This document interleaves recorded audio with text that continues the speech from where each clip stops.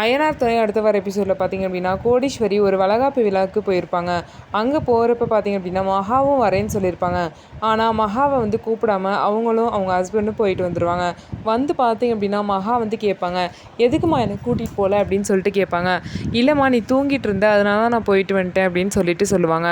உடனே அனாமிகா பார்த்திங்க அப்படின்னா, என்ன மகா இதை கூட புரிஞ்சுக்க முடியலையா, உனக்கு இன்னும் குழந்தையே வரல, அதனால தான் உன்னை வந்து அப்படி நாசுக்காக வந்து சொல்லாமல் கொள்ளாமல் விட்டுட்டு போயிருக்காங்க, இது கூட தெரியாமல் இருக்க மகா அப்படின்னு சொல்லிட்டு அனாமிகா வந்து சொல்கிறாங்க. உடனே பார்த்திங்க அப்படின்னா மகா அழுதுகிட்டே அப்படியாம்மா அப்படின்னு சொல்லிட்டு கோடீஸ்வரி கிட்ட வந்து கேட்குறாங்க.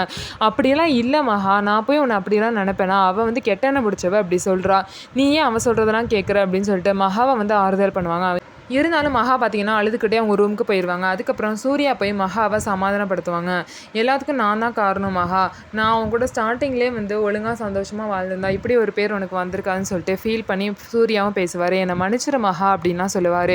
உடனே மகா பார்த்திங்க அப்படின்னா அவளே ஒரு கெட்டனை பிடிச்சவ, அப்படி இருக்கும்போது அவள் சொல்கிறதெல்லாம் நாங்கள் எதுக்கு நான் காதலை வாங்கிக்கணும், நான் டக்குன்னு அப்படி சொன்னோன்னே என்னை அறியாமையே எனக்கு வந்து அழுக வந்துருச்சு, மற்றபடி நான் அதை நினச்செல்லாம் ஃபீல் பண்ணலன்னு சொல்லிட்டு மகாவும் சொல்கிறாங்க. அதுக்கப்புறம் தான் சூர்யாவுக்கு மனசே வந்து நிம்மதியாக இருக்குது. இன்னொரு சைடு பார்த்திங்க அப்படின்னா இந்த மாதிரி ஐஸ்வர்யா நடிச்சிட்டு இருக்காங்க அப்படிங்கிற விஷயம் கௌதமுக்கும் சித்ராதேவிக்கும் தெரிஞ்சிருச்சு. அதனால அவங்கள வீட்டை விட்டு வெளியே போக சொல்கிறாங்க. ஆனால் ஐஸ்வர்யா பார்த்திங்க அப்படின்னா என்னாலலாம் போகவே முடியாது, உங்களால் முடிஞ்சதை பார்த்துக்கோங்க அப்படின்னு சொல்லிட்டு ரொம்பவே தைரியமாக பேசுகிறாங்க.